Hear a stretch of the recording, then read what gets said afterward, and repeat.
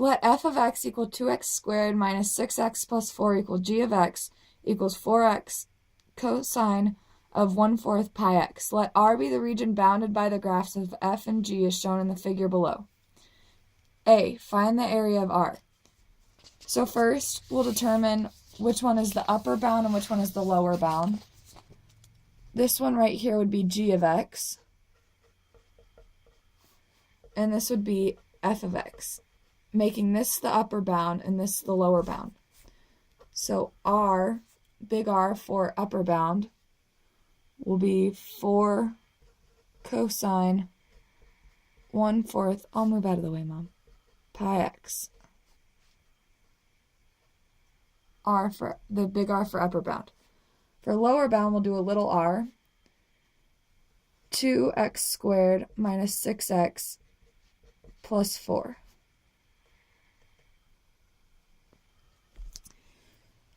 And we'll find the integral, or the area under the curve, from 0 to 2 for the points where they intersect at x. So 0 and 2.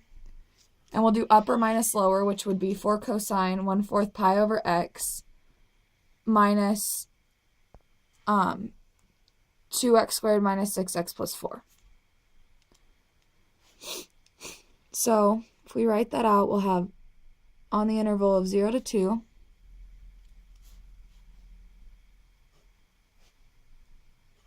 g of x minus f of x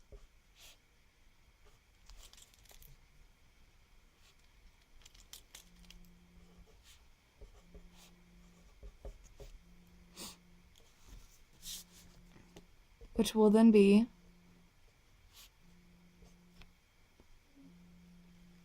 4 cosine 1/4 pi of x minus 2x squared plus 6x minus 4.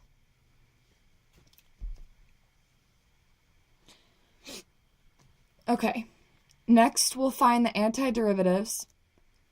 Another way to do it is we could just do them separate, which I think I'll go ahead and do. You can do it all at once, or we can just do each integral separately.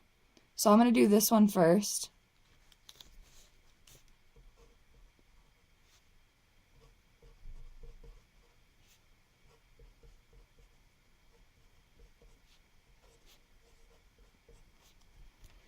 So then we find the antiderivative of this. We know that we know that's going to have to be a sine, which sine to cosine is positive, so you don't have to worry about a negative. We'll have to do the chain rule. So if we went from sine, this will stay the same, but we need to get 4 out in front, which would give us this. Or if we took the chain rule of this, that means we'd have to have 16, because if we were to get to 4 after chain ruling this, 16 divided by 4 is 4, so that's how we'll get to that 4.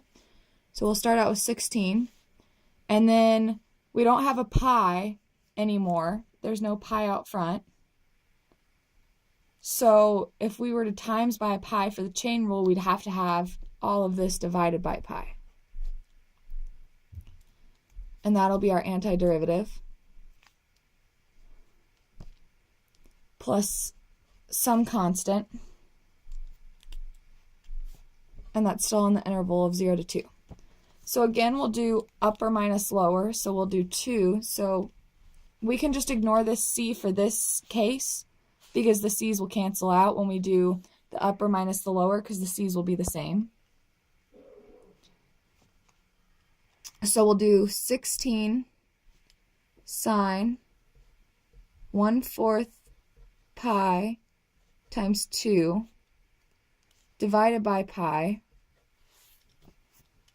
minus 16 sine 1/4 pi times 0 divided by pi. This will then equal, this will just be 1/2, because 2 times 4 is 1/2, so 1/2 pi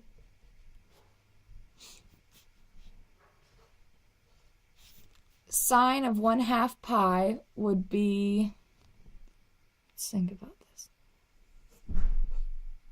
0 pi, so this is 1/2 pi right here.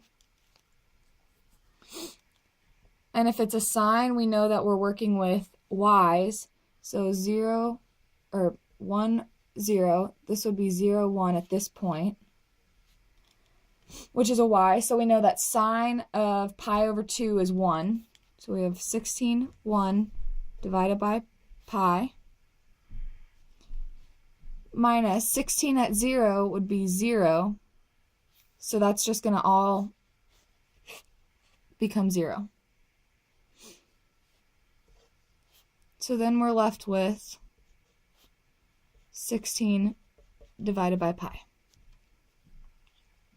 Next, we'll do the area under the curve of the lower bound, which will be right here.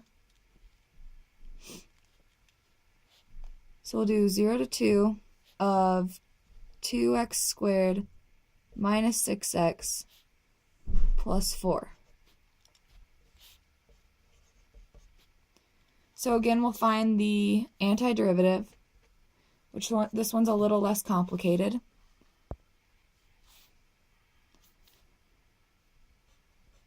We'll have x cubed, which to get 2 out in front, we'll have to have 2/3. Because when we do the chain rule, the 3 will cancel out and leave us with 2x squared. And then here, we'll have negative x squared. So for us to have a 6 out front, we'll have to divide by 2, because to get to 6, so we'll have 3, because 3 times 2 is 6. That's how we'll get to that 6. And then this one's really easy. To get from 4 to do the chain rule of that, or to get the antiderivative of that, is just 4x. Plus a constant, which again will just cancel out on the interval of 0 to 2.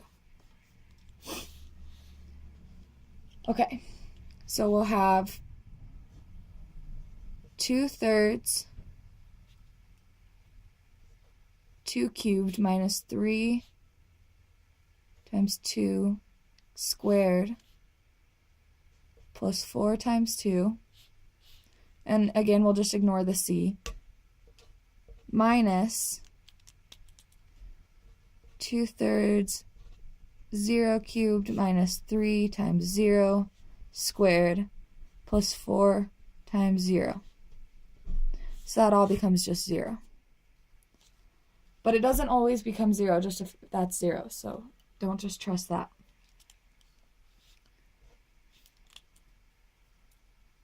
Then we'll have 2/3 times 8 minus 3 times 4 plus 8, which equals 16/3 minus 12 plus 8. 16/3 minus 4, that's an 8. Okay, 16/3 minus 4.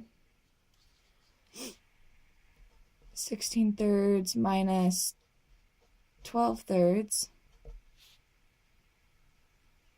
is 4/3. So this is our upper, and this is our lower. So this one goes to this one right here, and this one will go all the way to that one. So we'll just do 16 over pi minus 4/3.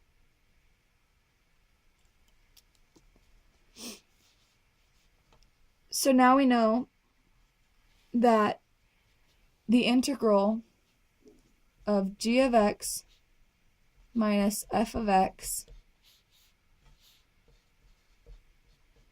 equals 16 pi minus 4/3.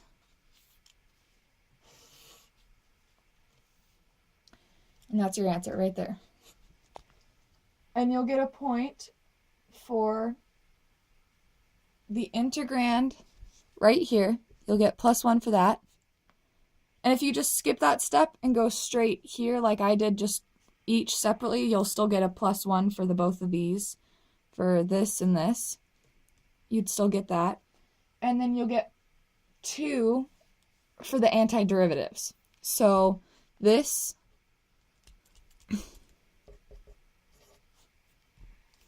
and then this.